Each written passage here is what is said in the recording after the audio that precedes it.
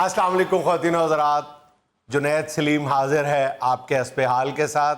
आपको एक मरतबा फिर ईद की बहुत बहुत मुबारकबाद। और आज हम हस्बे हाल करेंगे अपने हस्बे हाल के साथ, अपने शनाख्ती कार्ड्स की रोशनी में। मेरे सामने तशरीफ रखते हैं मोहतरम जनाब सुहेल अकरम साहब। वाह वाह, अष्टाम फरोश। इनके साथ बैठी हैं जिया दिलनवाज साहिबा। वाह वाह वाह, है सहाफी ते ना सर्कस च काम करने वाली कुड़ी रहा ले। ख़वातीन हज़रात, दस्ते पे चलने वाली हमारी फनकारा का नाम है जिया दिलनवाज, जिया दिलनवाज, जिया दिलनवाज। मुंह औरत का धड़ मछली का, मुंह औरत का धड़ मछली का। यार तुम तारीफ कराओ, झुकते ना करो मानो। अच्छा तुम क्या मर्जी करते जाओ यार। हम मेरा इंतहाई सीरियस तारुफ है, वो तारुफ तो मुकम्मल हो लेने दो। शुरू ही तुमने कॉमेडी की। तो प्लीज यार बी सीरियस। शनाख्ती कार्ड के मुताबिक तारफ हो रहा है। जिया दिलनवाज के दाएं हाथ तशरीफ रखते हैं मोहतरम जनाब अमानत अली साहब। वाह वाह, अमानत अली बस जंतरियां बेच देने। जुनैद साहब, ये शनाख्ती कार्ड वाले नाम ले रहे हैं हमारे कि चलान होने लगा साड़ा। यूं समझ लो कि आज का हमारा प्रोग्राम जो है वो नादरा के दफ्तर में रिकॉर्ड हो रहा है। शनाख्ती कार्ड के मुताबिक आपके नाम लिए जा रहे हैं। यार छाड़ दे तू, अगला तारफ जरा होने दे। नाज़रीन, हैरत के एक बड़े झटके के लिए तैयार हो जाइए, क्योंकि अमानत अली के दाएं हाथ तशरीफ रखते हैं मोहतरम जनाब राना मोहम्मद रमजान साहब। वाह वाह वाह, राना मोहम्मद रमजान ना तो लगता है 2 नंबर सुक्का दूध बेच दे। सर जी नाम नु छड्डो, तुसी प्लाट देने वाली गल कर लो। और साथ जो नन्ही मुन्नी सी शख्सियत बैठी है उनका नाम है मोहम्मद नवाज। वाह जी वाह, मोहम्मद नवाज कोई कवे तो लगता सिपाही भर्ती होने डे। और नाज़रीन, हैरत के एक बड़े झटके के लिए तैयार हो जाइए, क्योंकि नवाज साहब के दाएं हाथ जो शख्सियत तशरीफ रखती है उनका असल नाम, जैसे हम शो में जुल्फी जुल्फी या कुल्फी कुल्फी उनका असल नाम है यावर दाऊद। बस यार बस, खुदा यार ये है को गल करने वाली। क्या हो गया यार? उसका नाम तुम यावर दाऊद बता रहे हो यार। यार उसका असल नाम शनाख्ती कार्ड में यावर दाऊद है। वो तो हम प्यार से जुल्फी जुल्फी। शनाख्ती कार्ड बदलवाओ, बच्चे की सेहत का ख्याल करो। नन्नी मुन्नी जाने यावर ही बहुत ज्यादा सी, तो दाऊद भी सुट देता है उत्ते। सही बात है, यावर ऊपर से दाऊद। इसे गांव में कहते हैं दोहरा कत्ल। नहीं जी, ना कोई बंदे नु सूट करना चाहिए। जिस्म उसका देखो बेचारे का रेडियो के एरियल जैसा है, और नाम उसने रेडियो के जीएम वाला रख दिया। यार एक मिनट सब्र करो, ये जो हम उसको प्यार से जुल्फी जुल्फी कहते हैं ना, अगर तारीख पे गौर करें तो मेरा ख्याल है कि कुल्फी से कोई मुनासबत हो सकती है। एक मिनट आप जरा, ये चलो जुल्फी और कुल्फी तो मिलता जुलता नजर आता है, लेकिन यावर दाऊद पता तो यार जिंदगी में जो इतना बोझ उठा के फिर। एक मिनट सब्र करें नहीं सर जी, है कि यावर इतनी सी तुम्हारी पावर और नाम यावर। यार खुदा के लिए 1 मिनट के लिए चुप कर जाओ। हो सकता है मैं किसी गलतफहमी का शिकार हो गया हूं, यावर दाऊद उसका नाम ना हो, मुझे तो बताया गया है। ये भी हो सकता है कि इसने किसी दुश्मन से शनाख्ती कार्ड बनवाया। यार एक मिनट जी दो नाम रख लेने, उत्तों आंदा मोटरसाइकिल ते। सर मैं दुनिया च बड़ी दुनिया फिरी बगैर कलमा। कोई जुगत नहीं सर, पहले अपना नाम वेरीफाई करवाएं। पहले नहीं बिल्कुल नहीं, इजाजत ही नहीं मिल सकती। इसका नाम कट जाएगा क्लास से। हाँ अच्छा, पहले ये बताइए कि क्या आपका वाकई नाम यावर दाऊद है? जी सर, मेरा नाम यावर और ये दाऊद है। किस गलती का, ये किसने नाम रखा था बताएं? जी ये मेरे दादा। नाम नहीं था रखा, ये कहें कि ये किसी ने जुर्रत की थी। सर मेरे दादा अबू ने इतने प्यार से मेरा नाम यावर दाऊद। असल बात है दादा। अच्छा दादा अबू ने भी, मेरा ख्याल है अखां दे ऑपरेशन तो पहले रखे है। यार प्लीज, हमारे भी बुजुर्ग हैं। देखिए दादा अबू इतनी बड़ी बेहतियाती नहीं कर सकते, उन्होंने यावर दाऊद अगर नाम रखा है उन्होंने भी किस्तों में रखा होगा। पहले यावर का बोझ डाला होगा, जब पक्का हो गया होगा, मुंडे को कुछ नहीं होया, फिर 6 माह बाद उन्होंने साथ दाऊद लगा दिया। ये हुआ होगा, ये बात समझ आती है। सर जी 1 मिनट, इन्हां नूं मेरा यावर दाऊद हजम नहीं हो रहा। ए जेड़ा राणा बने है, तुसी कदी बगैर कलमा तो राणा वेखिया? बाकी यार राणे लगदा तेरे कन्ना ते कुहाड़ियां वजियां ਇਹ ਵੇਖੋ ਸਰ ਨਵਾਜ਼ ਸਾਹਿਬ ਇਹਨਾਂ ਦਾ ਕੁਰਤਾ ਵੇਖੋ ਲੱਗ ਰਿਹਾ ਲਗੜ ਬੱਗੇ ਦੀ ਸ਼ੂਗਰ ਲੋ ਹੋਈ बदले तो लेगा। ਸਰ ਨਵਾਜ਼ ਸਾਹਿਬ ਤੋਂ ਬਾਅਦ ਆ ਮਾਨਸ ਭਾਣ ਇੰਜ ਲੱਗਦਾ ਚਿੱਟੇ ਗੁੱਡੇ ਨੂੰ ਕਾਲੀ ਲੀਰ ਬੰਨੀ तो पुत्र गुस्सा ना करो, देखो जिस्म के मुताबिक नाम होता है। सुई है ना सुई, एडी को सुई खत्म। बेटा तुम अपने पिंडे के मुताबिक खलारा डालो। और मैं तुम्हें एक और बात बता दूं, तारीख उठा के देख लो, ऐसे बच्चे का नाम अगर सुई रखा भी जाए ना, उसका निकनेम भी सुई नहीं चुई होगा। बड़ी लोग गल मान नहीं आते। अब एक पढ़ा लिखा बंदा ये कह रहा है वो कोई खान साहब आदमी नहीं है। चलो कूल डाउन यार, कूल डाउन। ये बताओ तुम कल यूनिवर्सिटी नहीं आए? वो तो खैर इसलिए यूनिवर्सिटी नहीं आए कि हवा तेज चल रही थी। तो तुम क्यों नहीं आए अपनी कंटीन पे? ਇਹ ਸਾਰੇ ਤੁਹਾਡੀ ਵਜ੍ਹਾ ਤੋਂ ਭੂਏ ਚੜੇ ਨੇ ਤੇ ਤੁਹਾਡੇ ਵਰਗੀ ਪਤਾ ਕਿ ਥੋੜੇ ਜਿਹੇ ਪਾਣੀ 'ਚ ਵੀ ਟੁੱਬੀ ਲਾ ਲੈਂਦੀ बहुत अननेचुरल सी बात। मैंने एडी अच्छी उन्हें जुगत की थी ये कि एदा यावर दऊद ठीक लगन लग पे। थोड़े पानी में डुबकी। मैं दस जी जी बताएं। बतख तगड़ी होवे ना तो जी, जी। गर्मी बहुत ही लगती। जी जी। इस वास्ते उन्हें बड़ा छप्पड़ ना लभे, छोटी जी छपड़ी भी होवे ना ते ओदे च भी वड़ गए। Okay I got it, I got निकल इट, जाती। I got it. लेकिन इसमें लाफ्टर पॉइंट क्या है? पॉइंट देख लो तुम्हारे सामने है। Because she is being paid for this. Sir आप तो जुगत दिल पे ले गए, हो गई बस हो गई। दिल में नहीं लेंगे बल्कि जुगत पकड़ के लिबार्टरी में ले जुगत को एंजॉय करते हैं और आगे चले जाएंगे। अच्छा जी अमानत साहब, आप फरमाएं जी। आप पाकिस्तान के इतने बड़े माशाल्लाह कॉमेडियन हैं, इतने बड़े बड़ा कि लगा। आपका नाम जब भी लिया जाता है और आपके नाम का एक हिस्सा बन गया ये जुमला कि अमानत चंद जो कभी गंदी जुगत नहीं करता और वाहिद आदमी है मेरा ख्याल पाकिस्तान का। जी, बड़ी आपके अलावा मेहरबानी। बात। तो ये सब अल्लाह पाक का तारीफें खास करम है। हाँ जी, सब आप पे। तारीफें खुदा के लिए। सब तारीफें। सिर्फ यही इसकी क्वालिटी नहीं है अमानत की। अमानत अपने अंदाज का एक मुनफरद आर्टिस्ट। इसको बहुत से बच्चों ने आके फॉलो किया है मगर वो बात नहीं बनी हाँ। जो इसमें है। हाँ। डेफिनेट ओरिजिनल होता हाँ है जी। मगर इससे पहले भी आपको इस तरह का अंदाज नजर बिल्कुल नहीं बिल्कुल। आता। और इसकी एक और बहुत बड़ी खूबी ये है, हम सब इकट्ठे बैठ के खाना खाते हैं जी। तो जब प्लेट में या डोंगे में गोश्त पड़ा होता है हाँ जी। तो ये बगैर हाथ लगाए बेस्ट बोटी उठा लेता है। ये भी एक तजर्बे की देख के यानी कितना सीरियस गल हो रही देखिए, काम- है और विच अपना ओही बतख वाली गल थोड़े चपड़ च भी टुबकी ला ली। तो भाई यार भूल जाओ बतख का दौर, चला गया यार बतख मेरी का गल दौर। सुनो इन्हें जिन्नी जब आ गया ना सारे रल के पै ਇਹ ਜੰਗ ਰਾਤ ਦੀਆਂ ਖਬਰਾਂ ਦੇਣ ਨੂੰ ਪੜ ਜਾਂਦੇ। शुरू करो मैं ब्रेक ले लूंगा। ਉਹ ਕਹਿ ਰਿਹਾ ਇਹੋ ਜਿਹੇ ਐਂਕਰ ਰਾਤ ਦੀਆਂ ਖਬਰਾਂ ਦੇਣ ਨੂੰ ਪੜ ਜਾਂਦੇ। अच्छा जी बताएं, ये आपने जब आप स्टेज की दुनिया में आए तो आपने ये फैसला किया था या किसी ने आपको मना किया था बुजुर्गों में से कि आपने कोई बेहुदा बात नहीं करनी? वैसे तो सर जी किसी को भी नहीं ऐसी गंदी या ओवर बात करनी चाहिए क्योंकि सारे फैमिली वाले होते हैं। सही, इस तरह अपनी फैमिली होती है यानी ठीक एक जैसे होते हैं लोग, तो गंदी बात करनी नहीं चाहिए। मैं दिल से ही नहीं करता। ड्रामे में भी आम जिंदगी में भी किसी के साथ मैंने वो। अच्छा एक और मेरे सवाल का जवाब दें। आमतौर पे ये समझा जाता है कि बेहुदा बात किए बगैर लोगों को हंसाना बहुत मुश्किल हो जाता है। नहीं, नहीं। ये ठीक बात है? नहीं ये तो जाहिलों वाली बातें हैं। जिस तरह फिल्म वाले कहते हैं गानों के बगैर फिल्म नहीं बनती, हाँ फिर जी। थिएटर में अब ये शुरू हो गया कि रक्सों के बगैर थिएटर हो ही नहीं सकता। जी। तो होता रहा है और बिल्कुल। जैसा होता और रहा है हमारा वैसा साहब ने करके कभी भी नहीं दिखाया हो है, सकता। आपने करके दिखाया ऐसा कभी भी नहीं हो सकता। और दूसरी बात आज भी सारी जिंदगी से देख रहे हैं हॉलीवुड में फिल्म गानों के बगैर बनती है और वो ऐसी बनती है कि पूरी दुनिया से हूंचा फेर के ले हाँ जाती जी। है। अच्छा हमारा ये साहब जाहिल लोग और कमजोर लोग इस तरह कमजोर की लोगों की बातें कमजोर बात। अच्छा हमारा साहब आप ये बताएं जरा जेन पे जोर दे के, जी। अगर जेन है तो अच्छा। कि ना बताना ना ये साहब जब भी जुगत करे तो ना बताओ। नहीं बताए ना बता। यार बात सुनो अगे मेहमान गल ना करन ते एंकर ते बेचारा वैसे ही ठुस हो जाए। बात यार सवाल तो सुन लो। आप की जिंदगी का कोई ड्रामे की जिंदगी का कोई बहुत ही दिलचस्प और मजेदार वाकया। एक जुगत सुनाता हूँ आपको दिलचस्प।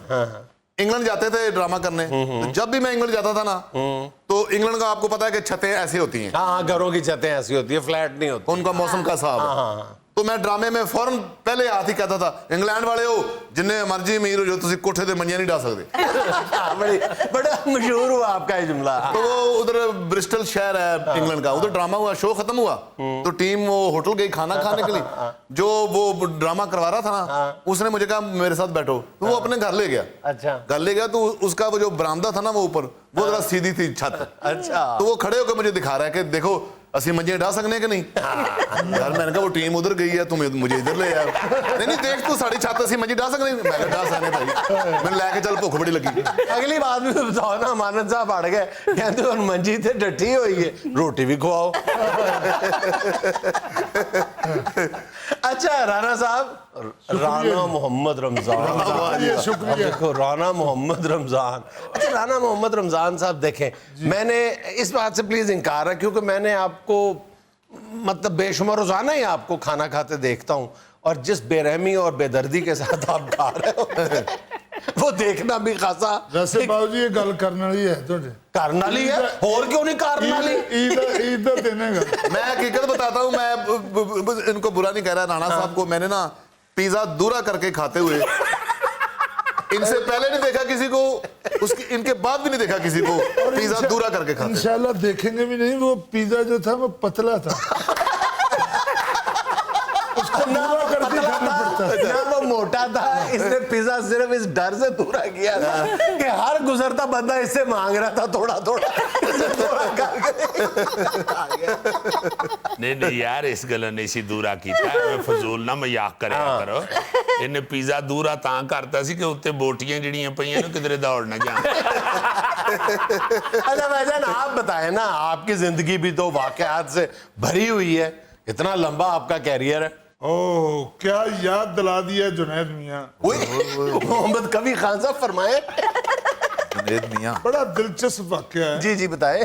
मेरा स्ट्रगल पीरियड था, मैं स्टूडियो में स्ट्रगल करता था। हाँ स्ट्रगल बहुत की है। स्ट्रगल में इसके पास मोटरसाइकिल थी। अच्छा। तो आपकी दुआ से आज भी मोटरसाइकिल ही है।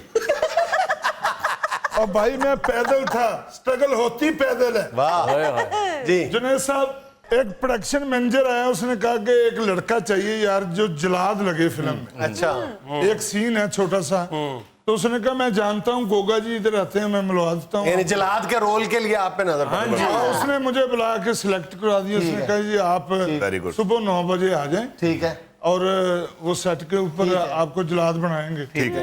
वो मुझे मेकअप रूम में ले गए, सुबह जाके उन्होंने मुझे रंग अच्छा। काला रंग कर दिया, संगल पहनाए, अच्छा। गोड पहना के जब तैयार करके मुझे उन्होंने बाहर निकाला स्टूडियो में, तो सभी आर्टिस्ट मुझे कहने लगे वेरी गुड भाई, ये जलाद लग रहा है। अच्छा। मैं जिधर को जा रहा हूँ वो कह रहे हैं खूब मिला भाई जलाद। क्या बात। अच्छा। वो सेट के उत्ते जाके बैठ के जी अब सभी का इंतजार कर रहे हैं। अच्छा। जलाद बना हुआ है, सारे जिस्म पे काला रंग हुआ हुआ है, और आंखें सुर्ख उसने की मेकअप से, और संगल सुंगल पहने, तलवार पकड़ी हुई, लंगोट पहना एक्शन हुआ। कहने का मुंतजर है। हाँ जी, हाँ जी। अब स्टूडियो के जब सेट पे पहुंचे हैं, तो उधर वो सभी विलन भी आने शुरू हो गए। अच्छा। तो उन्होंने आके सीन पढ़ा, उन्होंने कहा जी ये सीन है, वो एक विलन की ये बहन है, वो आशिक दौड़ा के ले जाता है उसको, तो आपने बुलाना है जलाद को, तो इसके जो है ना टांगे वो कटवा देनी। अच्छा। जब वो हमायूं कुरैशी साहब ने वो सीन पढ़ा। अच्छा, हमायूं कुरैशी साहब विलन थे। हाँ जी, अच्छा, हाँ जी। उन्होंने पढ़ा। जब सीन पढ़ा तो उन्होंने कहा भाई बहन मेरी दौड़ी है, जलाद टांगे काटेगा, ये नहीं हो सकता, टांगे भी मैं खुद ही काटूंगा। उन्होंने कहा जलाद पैकअप। जब उन्होंने डायरेक्टर ने कह दिया जी जलाद पैकअप, जलाद नहीं चाहिए। जब उन्होंने कहा कि जलाद पैकअप, तो संगल वाला अपना संगल ले गया, मेरे पे रंग हुआ था। अच्छा। मैं बाहर निकला स्टूडियो में, जो लोग मुझे दादें दे रहे थे कि वेरी गुड भी जलाद लग रहा है। अब मैं नहाना चाह रहा था क्योंकि रंग हुआ, मैं अंदर घुस रहा हूँ दफ्तर के, वो मुझे धक्के दे रहे हैं कि चले बाहर। कोई ध्यान ही नहीं दे रहा। कोई कह रहा नहर पे चला जा, कोई कह रहे इन्हें साबन नहीं है, तू कादा जला दे तू। कोई कह रहा है साबन तो है पर इतना साबन नहीं है। उधर एक सरकारी टूटी लगी हुई थी, मैं उसके ऊपर जाकर ये सरकार के पास की बात ही थी। तो कई दिनों से मेरे कानों से जलाद निकलता है। नाज़रीन, ये दिलचस्प किस्से जारी रहेंगे, लेकिन वक्त है एक छोटी सी कमर्शियल ब्रेक का। मैं तो नीचे भाग के हो गया कि यार ये गिर ही ना जाए वाकई। तो उस साथ मैंने वो उसको कहा कि वो चलती वो वहां से वो जो लगा हुआ था मशीन बटन सा, पुली का तार का, वो बटन जल्दी से नीचे करवाया और उसको नीचे, और वो बकायदा रोना शुरू हो गया ऊंचा ऊंचा। वो कहता कि मैं गिरने ही लगा था। मोहम्मद जुवेद कोट साहब उतर ही फंस गए। ओए, और जितनी देर वो ऊपर टंगा रहा है बेचारा, अगर स्टेज के ऊपर छत ना होती तो चील ने ऊपर से ही ले जाना था।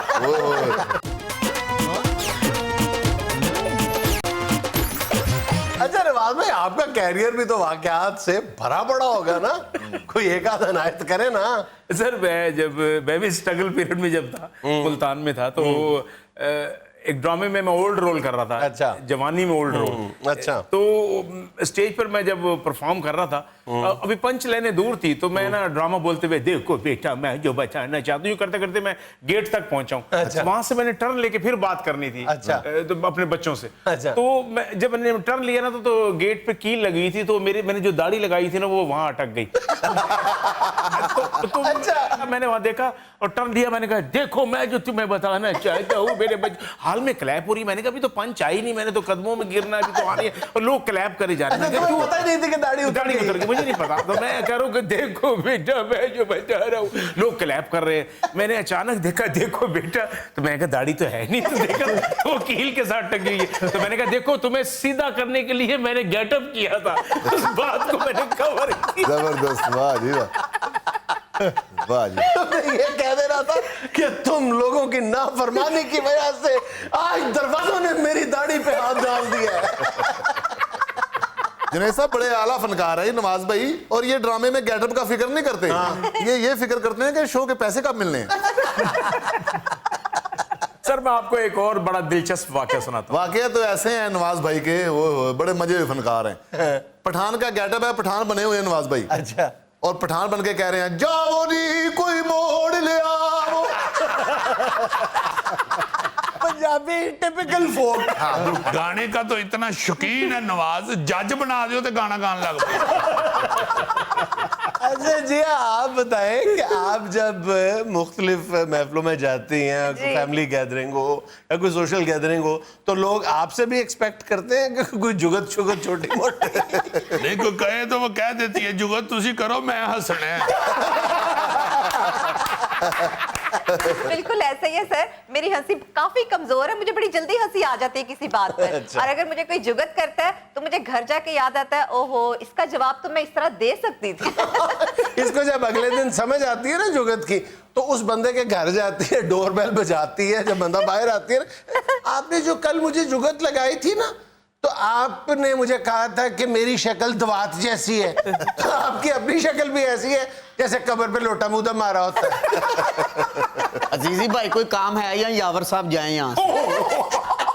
लो जी, आज की जो हासिल महफिल है ना, जी। वो है यावर दाऊद। कोई शक की बात नहीं। मैं कहना जी क्या बात है मानल, क्या बात है। इसे तरह ही है कि कोई लेला खरीद के ले आवे ते बाहर आके कहे जी ਅਸੀਂ ਅੱਜ ऊंट ले आए। जुनैद साहब ना तो यावर दाऊद इंज रखिया जिवें ने केटू पहाड़ी सर की थी। अच्छा जी, सुहेल अकरम साहब, आप भी फरमाए, आपकी जिंदगी तो भरी पड़ी है। हाय हाय हाय हाय हाय। मुझे याद आया एक वाकया। जी।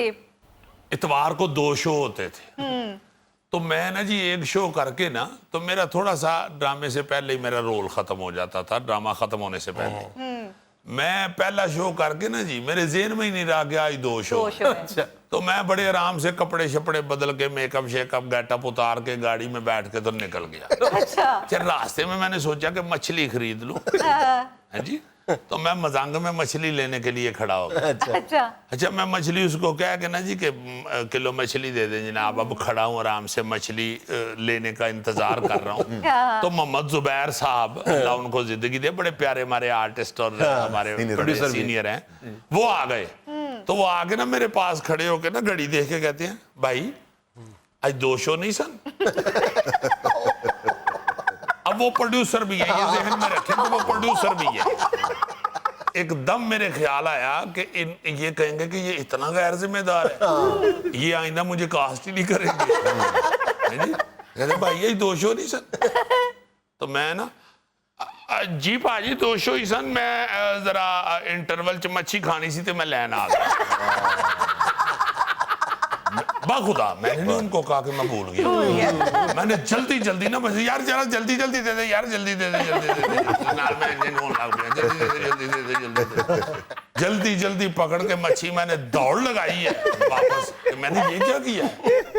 वो अल्लाह का शुक्र है कि मैं टाइम पे पहुंच के फटाफट गेटअप तो घुस गया अंदर। डायलॉग बोलता जा रहा है, मुंह से कांटे निकालता जा रहा है। सफर थोड़ा था ना मजांका और अलमरा का। बड़े बड़े अजीब वाक़े ऐसे होते हैं कि बंदा हैरान हो जाता है कि यार ये क्या हुआ। क्या हुआ है? हाँ। एक दफा हम ड्रामा एक कर रहे थे, एक तेरा सनम खाना, बड़ा अच्छा बड़ा मजे का ड्रामा था वो। तो वो उसका जब पहला शो हम रिहर्सल करते थे पूरा पूरा महीना, डेढ़ महीना, तो अगर ड्रामा हमारा कामयाब हो जाता था तो हम बड़े खुश होते थे। यानी उसका रिस्पांस अगर पहले शो में हमें अच्छा मिलता था जी, तो हम बड़े एक्साइटेड हो जाते थे और बड़ी खुशियां मनाते थे, एक दूसरे को जफ्फियां और हमारी मेहनत रंग ले आई। बिल्कुल। अच्छा, मैं उसका डायरेक्टर था, तो उसमें एक सीन था कि वो जो विलन है कौडू, जावेद कौडू साहब उसमें विलन थे। अच्छा। तो वो विलन जो है ना जी, वो लास्ट पे अपना वो बंदा उस बस्ती से ले जाता है। तो वो हमने उसको ना दिखाया ये कि वो हेलीकॉप्टर लेके आया और उसने विलन ने अपना रस्सा फेंका नीचे। तो वो कौडू साहब वो रस्सा पकड़ के हमने ना वो उसकी गिरा बांध के उसको ऐसे रिंग बनाया हुआ था। तो वो उस रिंग में बैठ के ना तो रस्सा पकड़ लेते थे। अच्छा। तो हमने ऊपर पुली लगाई हुई थी, तो साउंड फेंक के ना हम हाल में हेलीकॉप्टर की डुक डुक डुक डुक डुक डुक डुक डुक डुक डुक डुक डुक डुक, तो ऐसे लगता था हेलीकॉप्टर आ गया है। फेड इन करते थे उसको, आवाज को आहिस्ता आहिस्ता ना तो लाउड कर देते थे, पूरी दूर से आ रहा है डुक डुक डुक डुक डुक डुक डुक डुक डुक डुक डुक डुक, तो पूरी साउंड आ जाती थी। तो वो रस्सा नीचे आता था, ऊपर से पुली से बंधा हुआ, वो लोगों को यही लगता था जी कि वो ओरिजिनल है, हेलीकॉप्टर से गिरा है। तो वो कौडू साहब उसमें बैठ गए पहले शो में, और वो ऐसे आहिस्ता आहिस्ता ऊपर चले जाते हैं और वो उस कोने में जाके गायब हो गए।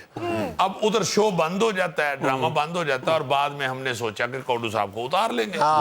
लो जी, ड्रामा बंद हो गया, एक बहुत बड़ी क्लैप हुई और एकदम म्यूजिक जो है वो हाल में शुरू हो गया। लोग बाहर जा रहे हैं, एक शोर पूरा, और आर्टिस्ट नीचे एक दूसरे को जफ्फियां डाल रहे हैं, मुबारकें दे रहे हैं, और कौडू बेचारा ऊपर जोर जोर से चीख रहा है तो हमें आवाज ही नहीं आ रही, हम तो अपने मजियों में पड़े हुए हैं। वो ऊपर बेचारा इसलिए चीख रहा है कि उसके नन्हे मुन्ने हाथ वो आहिस्ता आहिस्ता थकना शुरू हो गया।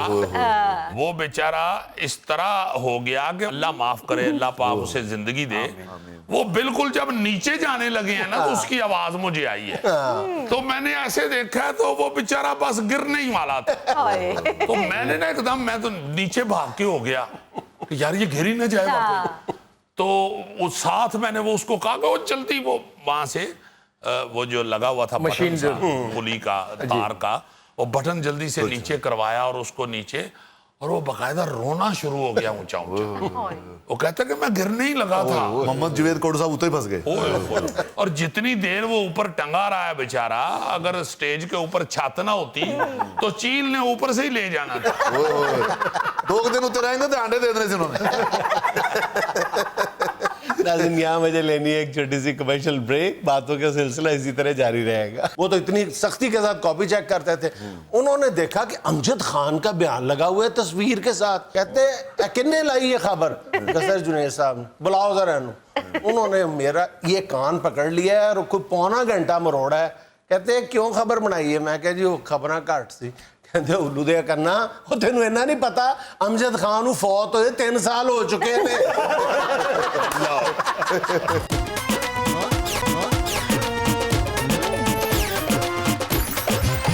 जी सुहेल अकरम साहब, आपकी तो पूरी जिंदगी या भाभी के हाथों बिस्ती या दिलचस्प वाकयात भरी पड़ी है। ईद खराब कर रहे हैं ना अपनी भी तो साडी भी। बताए ना, बताए। बड़ा एक मजे का वाकया मुझे याद आ रहा था अभी ब्रेक में। जमील बिस्मिल साहब मरहूम, अल्लाह ताला उनको जन्नतों में जगह Great दे। actor। बड़े प्यारे, बड़े नफीस, मिठे डायरेक्टर थे, उस्ताद आदमी थे, बहुत बड़े। बच्चों का थिएटर पाकिस्तान पूरे में सिर्फ उन्होंने किया। हाउसफुल। हाँ नहीं जी, बेशुमार ड्रामा किया है। मतलब पॉपुलर थिएटर जो बच्चों का था ना जी, वो वही करते थे।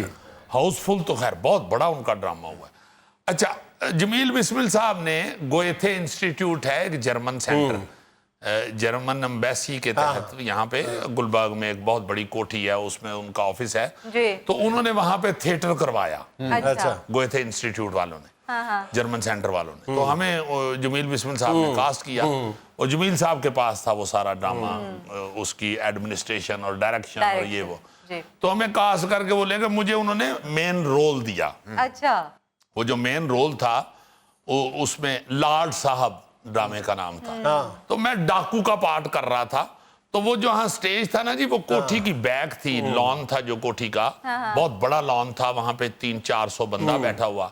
तो वो बरामदा सा था आगे, वो बरामदे के ऊपर छत है, तो वो बरामदा, वो थड़ा जो था वो स्टेज था बना हुआ। अच्छा। तो मुझे कहती हैं कि तुमने एंटर होना है जब डाकू में। तो मैं सोच रहा हूँ ऐसे ही एक दिन रिहर्सल में, कोई सेकंड थर्ड लास्ट रिहर्सल थी, तो मुझे कहते हैं कि यार अगर तुम वो ऊपर से छलांग लगा के आओ ना, पीछे पुलिस के सायरन और वो सीटियां और ये वो विसल बजे, और तुम उधर से ऐसे दौड़ते दौड़ते ऊपर से छलांग लगा के, तो फिर शादी कहते हैं नहीं ये तो बहुत ऊंचा है यार, ये ज्यादा है। तो मैं नया नया वो जज्बाती सा एक्टर था, तो मैंने पकड़ लिया। मैंने कहा भाईजान क्या बताएं तो सही।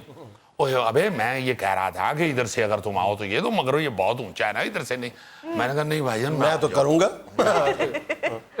लो जनाब, लॉन्ग शू मैंने पहने हुए। तो मुझे कहते हैं रिहर्सल में। मैंने कहा रिहर्सल शेहर्सल नहीं, शो में मैं आ जाऊंगा, आप फिक्र ना करें, आपका यहाँ से स्टार्ट होना है ना डायलॉग, वो मैं कर लूंगा। अच्छा। लो जी, उन्होंने उधर लाइट शाइट ऊपर रखवा दी और मैं पीछे से भागता हुआ कोठे पे आया, तो ऐसे लोगों को नजर आ रहा हूँ और उधर से मैंने छलांग लगा के नीचे आना था। तो वो शो शुरू हुआ, पब्लिक बैठी हुई है। अच्छा 3 दिन शो था, 300-400 बंदा बैठा हुआ है, और उस ना थड़े के आगे एक दरख्त लगा हुआ था, और वो दरख्त का टैन जो था ना वो ऐसे ऊपर को आया हुआ, स्टेज के ऊपर को। तो मैंने चालाकी ये की जो मेरे जहन में शुरू में ही आ गई, कि मैंने वहां से वो ऐसे करके ना छलांग लगा के, तो वो मैं टैन पकड़ता था, दरख्त का टैन पकड़ के, तो बड़े आराम से झूल के, तो ऐसे नीचे गिरने से थोड़ा पहले मैं टैन छोड़ देता था, वो वापस ऊपर चला जाता, तो उसमें लचक थी। तो मैं नीचे गिरते ही डायलॉग शुरू कर देता, तो बड़ी क्लैप हुई, वाह वाह वाह वाह वाह, क्या आया जी, एंट्री क्या की है। तो मैं डायलॉग बोलने शुरू हो जाता था आराम से। पहले दिन भी किया, बड़ा अच्छा हो गया, दूसरे दिन भी किया, बड़ा अच्छा हो गया, तीसरे दिन अब वो जर्मन एम्बेसडर भी बैठा हुआ है, और फाइनल शो है, और चीफ गेस्ट भी आया हुआ है, और शायद उसी के बाद जमील बिस्मिल साहब को पेमेंट मिलनी 3 शो। अच्छा। तो मैं उधर से पीछे से ऐसे वो विसल शिसल बज रही है, पुलिस का सायरन शायरन, मैं ऐसे कर करा के, तो मैंने जंप किया, और मैंने उस दिन मैं जरा ज्यादा जज्बाती के, जर्मन एम्बेसडर बैठा हुआ है, शायद वीजा लगा के ही जाएगा, और वैसे भी हिटलर के साथ मुकाबला था जी। तो मैंने ऐसे डाई लगा के ना, तो वो टैन को पकड़ा, तो टैन टूट के मेरे ऊपर और मैं नीचे, डाकू टैन थले आ गए, डाकू टैन थले आ गए, और कोई फड़न वाला नहीं। और वो खातून जिसके घर में वो जंप करके आया, वो हीरोइन जो थी, वो पकड़, वो बेचारी अकेली टैन चुक के थे थलो हीरो का डंडई। तो मुझे याद है कि उस सारे में भी ये बड़ी इस तरह के वाकयात हमें बहुत कुछ सिखाते थे। तो वो मैं साथ साथ डायलॉग बोल रहा हूँ और साथ में मैनेज कर रहा हूँ उसको। मैं वो पकड़ के टैन को तो मैंने स्टेज से हटाया, वो थोड़ा उधर जगह थी, उधर मैंने वो उसे फेंक के तो वापस आके तो डायलॉग बोलने शुरू कर। अच्छा यार, हमारी मैया ये बातें सुनते जा रहे हो, तुम सहाफी हो, एक बड़े सीनियर है, माशाल्लाह जो तुम्हारा छोटा लड़का है उसकी भी मंगनी हो गई है, तुम्हारी भी सहाफती जिंदगी में भरपूर वाकयात होंगे, कुछ तो सुनाओ। मैं एक सीनियर जर्नलिस्ट हूँ, मुझे और मजाया भी हो यार, लाजमंद तो मुझे तो आपकी बातें सुन के याद आ गया, मुझे क्योंकि शोबिज़ की ABC का भी नहीं पता था, मुझे बिल्कुल नहीं पता था, और खास तौर पे इंडियन जो था ना शोबिज़, इसका तो बिल्कुल ही नहीं पता था ना, नामों का भी नहीं पता था। लेकिन वो नया नया ट्रेंड था, ये अर्ली 90s की बात है कि कोई ना वो हाफ पेज हुआ करता था, तो मैं 2-3 पेजेस का इंचार्ज था। तो एक जो मेरा जूनियर था उसको इंचार्ज बनाया होता कि ये शोबिज़ की खबरें। अब शोबिज़ की खबरें इतनी नहीं होती थी उस वक्त कि उससे आधा सफा भरा जा सके, तो वो खुद बेचारा कुछ बयान होते थे आम, वो बयान भी घड़ के लगा दिया करते थे। और मैं ये भी बताना चाहता हूँ कि जो शोबिज़ गॉसिप्स होती हैं ये कितनी हकीकत के करीब होती हैं। अच्छा, मैं उन दिनों रोजनामा पाकिस्तान इस्लामाबाद में, जब वो अकबर अली भट्टी मरहूम की ज़ेरे अदारत शाया होता था, उसमें काम करता था। वो जो मेरा वो शागिर्द कह ले, मुस्तजाब उसका नाम था, कहीं दुनिया के किसी कोने में बैठा सुन रहा होगा तो मजा लेगा। तो वो अक्सर मुझे रोजाना आके कहता था कि सर खबरें काम मैं क्या करूं। तो मैं कहता था यार बना लो, खुद ही रोज बयान बनाते हो। नहीं सर नहीं बन रही। एक दिन लेके आया, मैं कहा अच्छा यार लाओ यार मैं बनाता हूँ, तो लाओ जल्दी लाओ। तो वो ले आया, वो ना जो इंडियन एक्टर है अमजद खान, वो कुछ बयान था, फौत हो गया। वो किसी खातून एक्ट्रेस का कोई बयान था 2-4 दिन पहले लगा हुआ, कल्पना या ऐसा कोई आया, उसने बयान दिया हुआ था कि मैं आज भी अमजद खान से मोहब्बत करती हूँ, ये वो फलां ढमकां। अच्छा। तो मैंने कहा यार इसका जवाब बना दे, तो कहते सर आप बना दे। मैंने जनाब ऐसा शायराना जवाब बनाया कि जनाब अमजद खान ने कहा है कि ये है कल्पना फलाना टमकाना, वो तो ख्वाबों की रानी शानी, पूरी मैंने इतनी लंबी स्टोरी बना दी। वो जनाब कंप्यूटर का जमाना नहीं होता था, वो कैंची से, हाँ वो फिल्म किताबत भी कंप्यूटर आ गया था, लेकिन वो फिल्म होती थी वो चिपकती थी। फिर अच्छा वो जब कॉपी चेक करवानी पड़ती थी अपने न्यूज एडिटर को, वो कुतुबुल्लाह चोई साहब जो थे वो तो इतनी सख्ती के साथ कॉपी चेक करते थे। उन्होंने देखा कि अमजद खान का बयान लगा हुआ है तस्वीर के साथ। कहते किन्ने लाई ये खबर? सर जुनैद साहब बुलाओ जरा। उन्होंने मेरा ये कान पकड़ लिया है और कोई पौना घंटा मरोड़ा है। कहते क्यों खबर बनाई है? मैं कह जी वो खबरां घट सी। कहते उल्लू दे करना, वो तेन इन्ना नहीं पता अमजद खान नूं फौत होए 3 साल हो चुके हैं। और वो लिख रहा है कि अमजद खान ने भी कह दिया मैं भी इश्क करता हूँ कब्र में से। कभी से मुताल्लिक एक दूसरी बात बताऊं, एक दो फिर वही मुस्तजाब मेरे पास आया, कहता सर खबरें नहीं है। मैं कहा यार क्या मुसीबत है, खबरें नहीं कहाँ से लाऊं खबरें? तो बयान बना लो। कहता नहीं सर बयान भी नहीं बन रहा सारों का। तो आज की बहुत एक मारूफ अदाकारा, अभी भी वो पाकिस्तान में उसका बहुत बड़ी एक्ट्रेसेस में शुमार होता है, उसका मैंने बयान बनाया। और बयान मैंने ये बनाया था, नाम भी बता देता हूं कि मैंने कहा था अदाकारा रीमा मरी चली गई है और वहां पे उन्होंने एक वजन करवाया। वजन वाले नहीं बैठे होते वजन करने वाले, तो वेइंग मशीन पे खड़ी हो गई हैं। तो कोई वाकया नहीं था, खुद ही मैंने बनाया था। तो मैंने कहा जब अदाकारा रीमा वेइंग मशीन पे खड़ी हुई तो वेइंग मशीन वाला जो मालिक था वो नबीना था। तो जब उसने वो वजन महसूस किया अपनी मशीन पे किसी का, तो उसको तो नहीं पता था कि वो रीमा है। तो उसने कहा बीबी फूलों की खुशबू होती है वजन नहीं होता। तो रीमा ने 500 रुपया उसको दे दिया। लो जी ये छप गई खबर। अगले दिन रीमा का मेरे एडिटर को फोन आया कि वाकया और खबर दोनों सरासर झूठी है लेकिन है खूब। जाहिर है उसको फूल कह दिया तो मेरे हिंदू चिकड़ी नाज़रीन ये था आज का अस्बे हाल। और आज की पुरमग़ज़ बात ये कि मर्द हमेशा एक कान से सुन के दूसरे से निकाल देता है, जबकि औरत दोनों कानों से सुन के मुंह से निकालती है। ईद खराब कर रहे हैं। नाज़रीन खुश रहे, खुश रखे। आपसे मुलाकात होगी इंशाअल्लाह कल। अल्लाह हाफ़िज़।